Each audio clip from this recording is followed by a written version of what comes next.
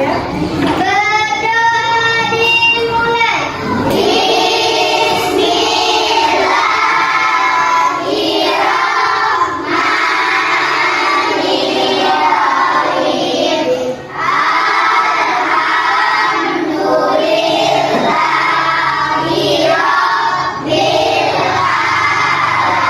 Oke, jadi gimana kabarnya hari ini, baik ya? Semuanya sehat? Nah, sekarang Ibu akan absen terlebih dahulu. Semuanya hadir? Oke. Dimulai dari Zafira. Hadir, Bu. Hadir. Angel. Hadir, Bu. Hadir.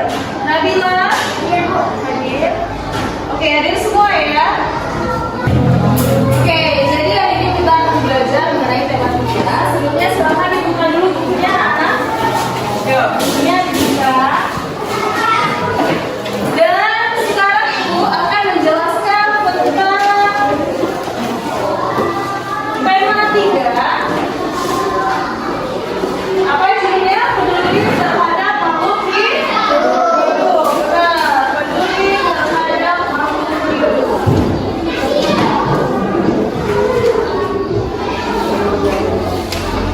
Nah, di sana ada subtema 1, benar? Di subtema 1 kita akan membahas tentang hewan dan tumbuhan di lingkungan dengan perilaku. Nah, hewan dan tumbuhan di lingkungan rumahku. Oke, jadi ada beberapa poin yang kita bahas di sini ya. Pertama mengenai kita akan mengidentifikasi sumber daya alam yang ada di lingkungan sekitar kita. Oke, dan juga kita akan mengidentifikasi letak geografis yang ada di sekitar kita. Ya. Oke, yang pertama kita akan membahas tentang sumber daya alam di lingkungan sekitar kita, yaitu padi. Ada yang tahu padi? Tahu padi? Iya, padi. Sering nggak melihat tanaman padi? Oke, berarti di tempat kita ini sudah banyak sekali tanaman padi. Nah, jadi padi ini adalah sumber makanan pokok yang sering kita konsumsi. Benar? Tapi kita bukan mengonsumsi padinya ya. Kita mengonsumsi beras yang sudah menjadi nasi. Nah, di sana kita selalu mengonsumsi nasi. Siapa yang tidak mengkonsumsi nasi? Tidak ada ya. Berarti kita semua makanan pokoknya adalah nasi yang terbuat dari padi. Oke, nah, jadi padi ini terdapat di beberapa daerah seperti Jawa Tengah, Jawa Timur, Maluku, Kalimantan. Itu adalah penghasil padi terkenal, betul, terbanyak ya. Nah, jadi padi itu dari daerah sana diantarkan ke kita, dan kita juga mengadopsi bahan pokok yang ada di sana, sehingga kita juga di sini menanam padi. Dan ada beberapa cara untuk menghasilkan beras atau nasi dari padi. Yang pertama, dari benih, ya, benih dari benih padi. Oke, benih atau biji padi itu direndam terlebih dahulu, ya. Direndam sekitar sehari semalam di dalam wadah ataupun di dalam air yang mengalir, sehingga nanti dia menghasilkan kecambah. Ya, jadi padi ini setelah direndam dia akan menghasilkan kecambah, dan kecambah itu menghasilkan daun-daun kecil dan juga berakar. Betul? Setelah dia berakar, padi tersebut disemai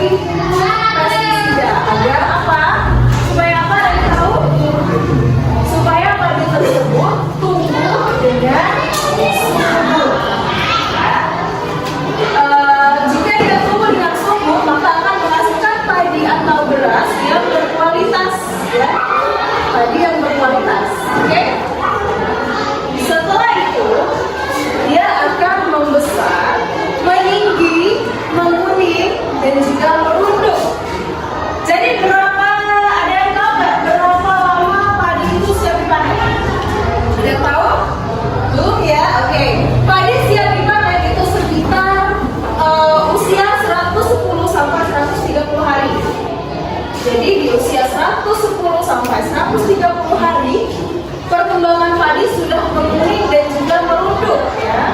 Dan isinya sudah pasti padat. Isi dari biji padi itu sudah pasti padat. Dan setelah itu siap dipanen. Oke. Jadi sampai di sini paham ya mengenai padi. Setelah dipanen tentunya kita jadikan beras ya.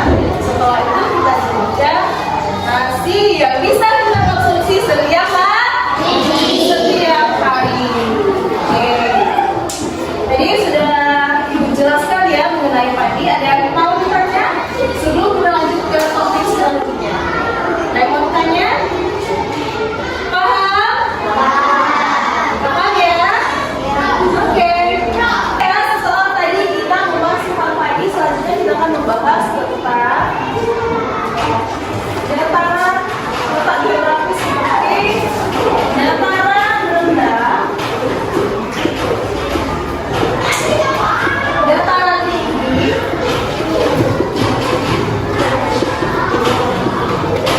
dan juga pantai. Jadi akan Ibu jelaskan mengenai tiga letak geografis ini, ada dataran rendah, dataran tinggi, dan juga pantai. Jadi apa sih dataran rendah? Nah, jadi sebelumnya dijelaskan itu dataran itu adalah bagian permukaan bumi ya. Kalau dataran rendah berarti bagian permukaan yang datarannya rendah. Contohnya apa? Dataran rendah itu contohnya seperti pemukiman kita ini ya. Pemukiman tempat kita membangun rumah, kemudian tempat kita yang seperti tadi ya, kita menanam padi dan lain sebagainya, itu terletak di dataran rendah. Jadi dataran rendah itu curah hujannya sangat tinggi dan juga dia tidak datarannya itu rata. Jadi curah hujannya juga tinggi sehingga kalau kita berkebun misalnya menanam teh ataupun padi itu dia sangat cocok ya di dataran rendah. Nanti kemudian untuk dataran tinggi, ada yang tahu nggak dataran tinggi itu seperti apa contohnya? Saya Bu. Ya, apa Angel? Gunung dan bukit. Gunung dan bukit, benar. Dataran tinggi itu contohnya seperti gunung dan bukit. Jadi di dataran tinggi itu curah hujannya rendah, ya. Curah hujannya rendah dan juga tempatnya dingin dan sejuk. Ada yang pernah ke gunung? Ada? Siapa yang pernah ke Zakira pernah ke gunung? Nah, dingin nggak di sana? Dingin, ya. Sehingga petani-petani biasanya tanaman mereka akan sangat subur dan makmur ketika mereka menanam sayuran di dataran yang tinggi. Karena apa? Karena dingin. Jadi mereka menanam sayuran itu pasti akan menghasilkan sayuran-sayuran yang berkualitas ya, karena sayuran itu pada dasarnya memang sangat cocok di dataran yang tinggi. Benar? Nah, kayak apa lagi selain sayuran? Sayuran ya, pasti sayuran. Nah, jadi ketika kita berada di sana memang akan dingin, tapi curah hujannya itu rendah. Jadi hujan ketika menghasilkan butir air dia akan langsung ditampung ya di sana.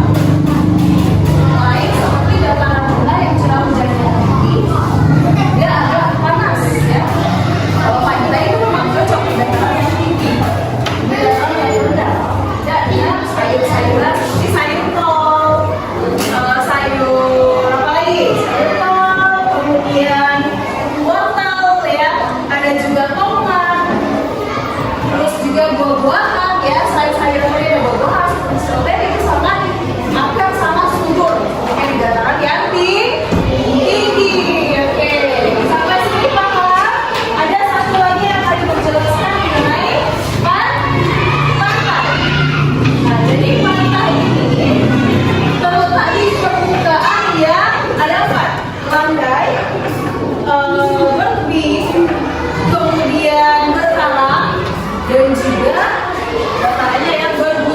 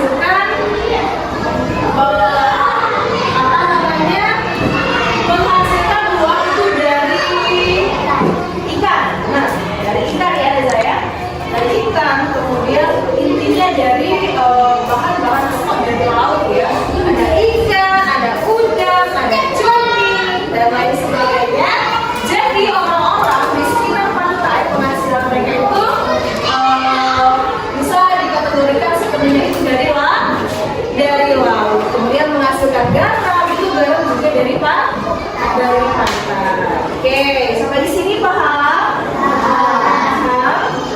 Dan ibu akan memberi tugas. Tugasnya itu ada dua. Yang pertama tugas kelompok ya. Yang terdiri dari 4 orang. Nanti kalian pilih aja. Atau ibu juga boleh. Dan ada juga tugas individu. Nah, sekarang ibu akan membagikan tugas individu. Tapi ini boleh dikerjakan di rumah ya. Sebagai PR kalian. Dan di pertemuan berikutnya kita akan bahas ya. Dan sekarang ibu akan melakukan tugas. Oke. Silakan ini nanti dicermati ya. Ini untuk tugas individu. Silakan nanti dicermati dan juga dikerjakan di rumah. Ada yang mau ditanyakan? Tidak? Jangan lupa ya tugasnya dikerjakan. Dan besok kita di pertemuan besok akan dikumpulkan dan kita bahas bersama-sama.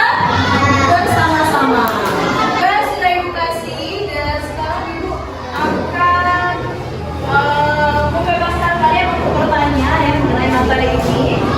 Oke, mungkin ada yang ingin bertanya, silakan.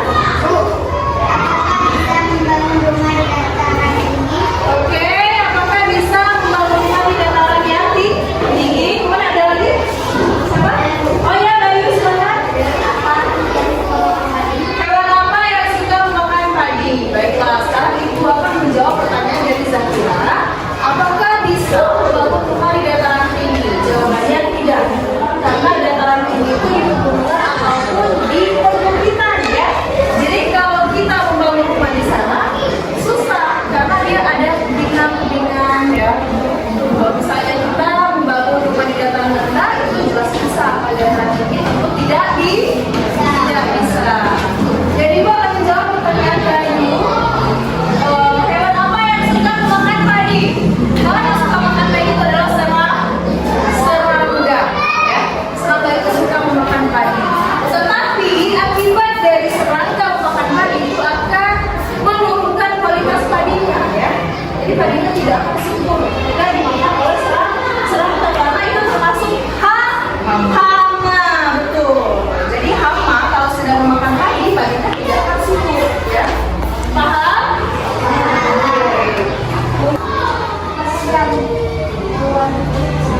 Oh, apa saja hewan dari serangga ya? Hewan serangga itu ada belalang, ada keong, ya itu adalah salah satu dan juga kakap. Kakap itu juga suka bertelur biasanya ya, bertelur di pinggiran-pinggiran sawah ataupun di daun-daun padi. Biasanya ada yang pernah lihat telur kakap atau telur keong? Telur keong ya. Telur keong itu warnanya agak pink gitu ya. Dan telurnya biasanya banyak. Kita juga kan mengganggu. Habis? Oke. Sekarang ibu simpulkan terlebih dahulu ya. Sebelum ibu simpulkan dari penjelasan tema 3 peduli terhadap makhluk hidup. Satu hewan dan tumbuhan tanah makhluk. Tadi ibu menjelaskan sumber daya alam di sekitar kita itu ada padi ya, dan juga padi itu terdapat 3 proses. Yang pertama pemilihan, yang kedua pemupukan, kemudian yang ketiga tahap panen ya. Dan dijelaskan juga tadi bahwa padi ini adalah makanan pokok kita orang Indonesia ya, semuanya juga makan nasi ya. Dan kemudian tadi ibu juga menjelaskan tentang letak geografis dataran ya, seperti dataran rendah, dataran tinggi, dan juga pantai. Jadi dataran rendah tadi adalah tempat kita untuk membangun rumah, tempat kita bertani dan lain sebagainya. Kemudian dataran tinggi juga ada pegunungan, ada perbukitan, dan tadi seperti kita Zakira juga tidak bisa kita membangun rumah di dataran yang tinggi. Kemudian ada pantai juga yang dijelaskan bahwa pantai ini terdapat 4, ada pantai landai, pantai bertebing, pantai berkarang, dan juga pantai yang ada gunungnya ya. Dan juga penghasilannya juga dijelaskan bahwa sebagian besar masyarakat di pesisir pantai itu hasilnya dari dalam laut ya, seperti ikan dan juga udang dan lain sebagainya. Juga hasil